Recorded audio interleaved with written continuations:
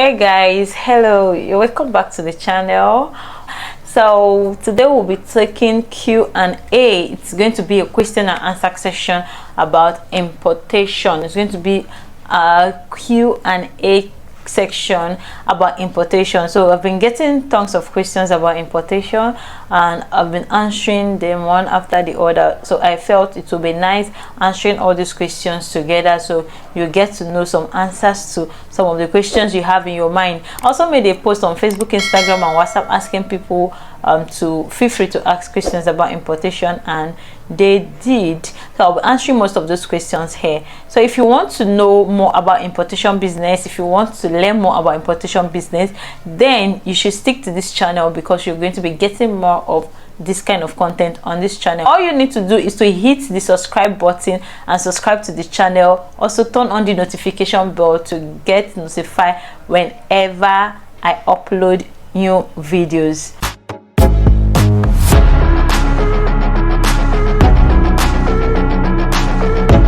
For new subscribers, my name is Rachel Nabo. You're welcome to the family. So on this channel, we talk about entrepreneurship, social media, and lifestyle. All subscribers, hey guys, family, it's good to have you back. So today, let's just dive into the questions. I might not answer all of the questions because there are really much questions. So if I'm not able to answer all the questions, you're going to have a part 2 of this video. That's okay by you, right? Okay, so let's dive into it. The first question is, how did you start importation business? Question of how did I start importation business? I started importation business buying through an agent, right? Yeah, that's right. Okay, why did I start importation business? I actually started importation business out of the Z of getting quality products, right? So way back, and I really needed quality hair, so I did importation training, and after the training I checked and I noticed that there are nice products on China websites, on the Chinese website, so I decided to try it and I got my first product, and that was how I started. It was a risk kind of, because I had no idea of who the procurement agent is. Like, I didn't even get to see the person's picture or find the person on social media. I just joined the group and I went ahead, and I'm glad it turned out well.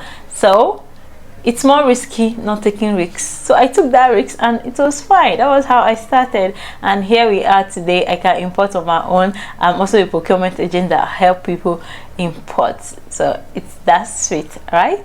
Okay, so the second question here is, what is the difference between a procurement agent and a shipping agent? Okay, a procurement agent, as the name implies, is someone that helps you buy things, someone that helps you procure, right? Someone that helps you buy things from China. So this person stands as a middleman between the supplier and you. So all you need to do, you pay into the procurement agent's account, and the procurement agent help you pay your Chinese suppliers depending on the currency. So if you're in Nigeria, you pay in naira, and the procurement agent helps you pay in yuan into the Chinese account. So that's the work of a procurement agent. The procurement agent also help you track your goods until it gets to your doorstep. Alright, so the procurement agent can help you source for goods. Alright, that is if you can't source for goods. So procurement agents help you source for goods and do all of this at a service charge. For sure, now it's not going to be free. So procurement agent helps you do all of this. I'm a procurement agent, right? So if you need someone that will help you procure from China, I am here to help you make that easy. Okay, down to shipping agents. Shipping agents just help you ship your goods from the warehouse down to your doorstep. So the supplier send the goods to the shipping agent, and the shipping agent help you ship to your country wherever you are. So that's the difference between that. Okay, there is this question that keeps calling me: how much do I need to start an importation business?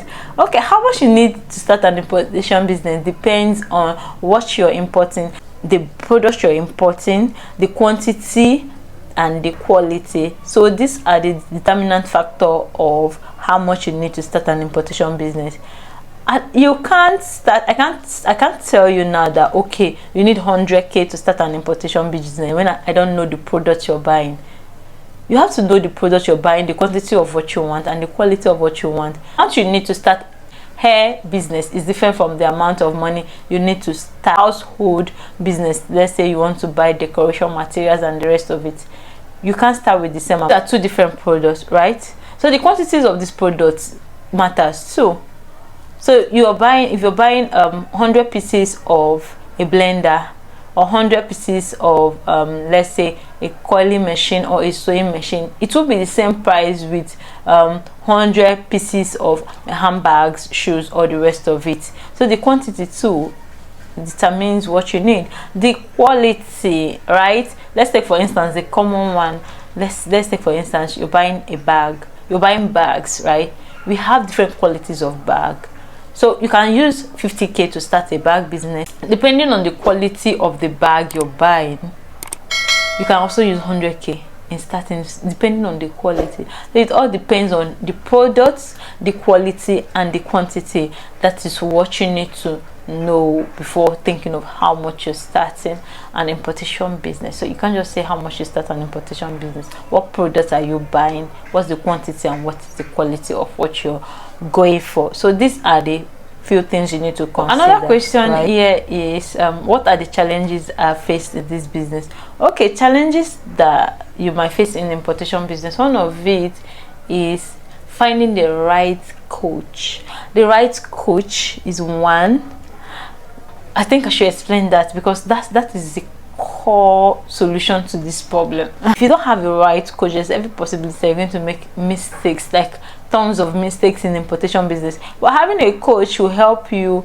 The coach will train you very well on everything you need to know about importation, and also mentor you after your importation class. So you have someone that you can always run to ask questions about what you don't understand after your training, right? So finding the right coach is actually very, very important in importation business.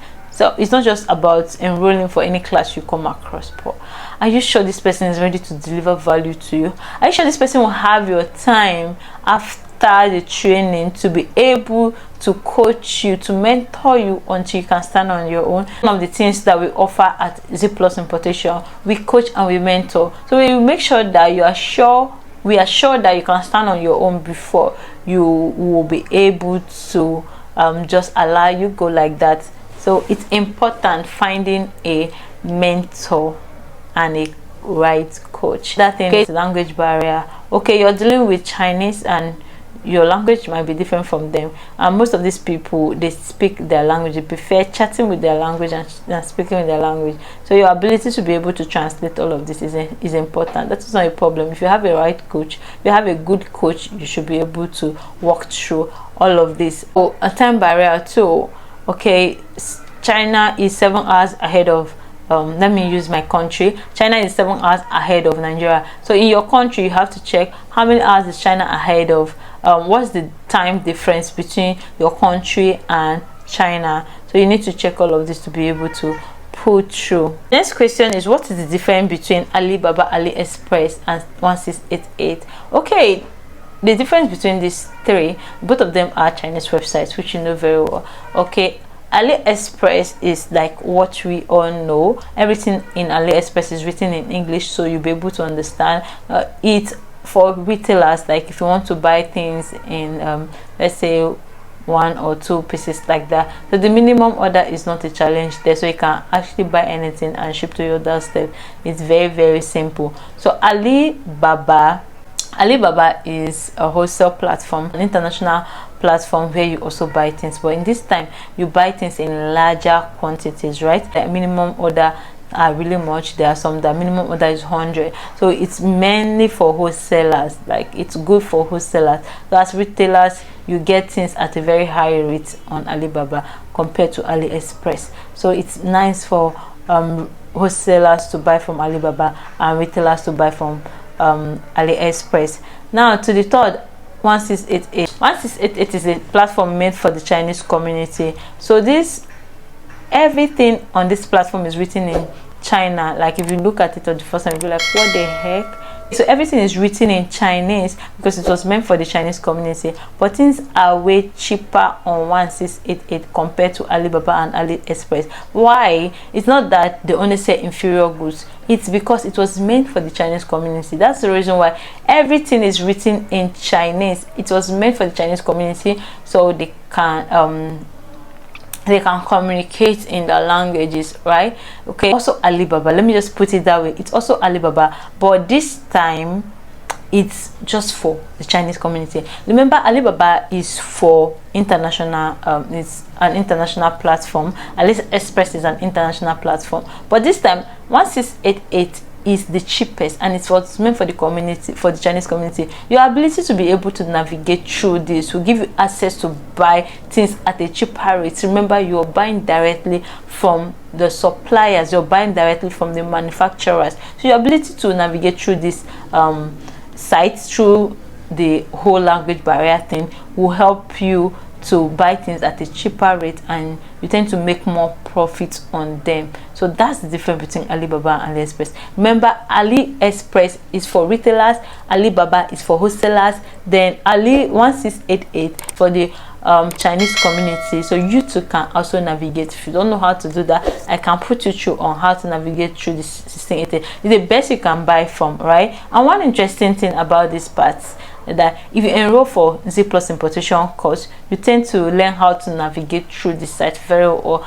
Also, how to negotiate MOQ. Okay, it's obvious that on 1688 the MOQ is about 3-4 like that, but there's every possibility that you can buy one item, because you can negotiate MOQ, you can negotiate prices and ask for discount from suppliers. Okay, enough of 1688 and the rest of it. Let's move to the next question.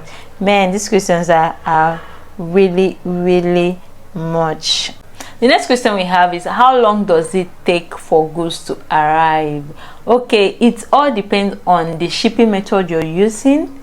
It all depends on the shipping method you're using.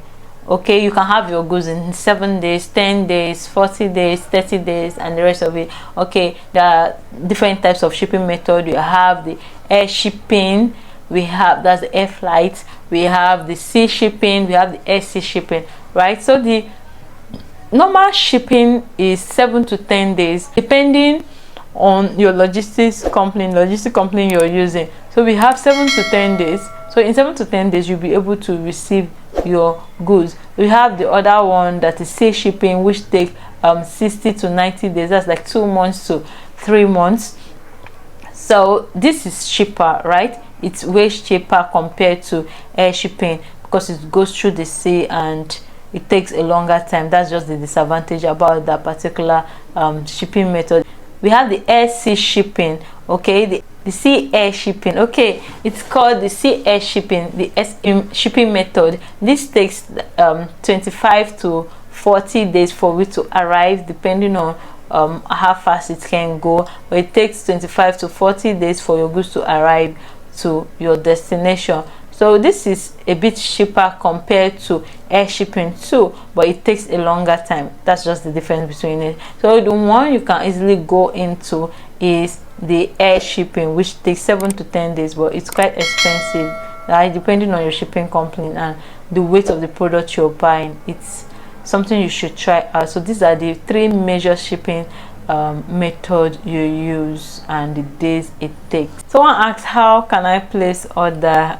Yeah, you can place order using links and the rest of it, but it's nice you have an idea about importation and undergo the training. But if you still don't want to go through the training, your procurement agents can help you through.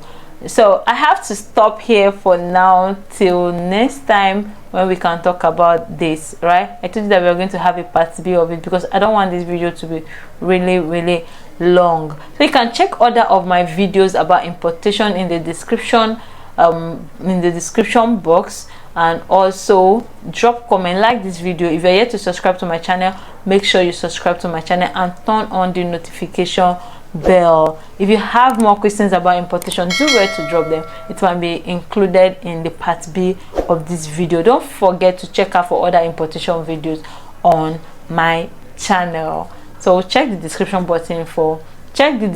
box for more videos about importation. Have you subscribed? If you haven't, just hit the subscribe button.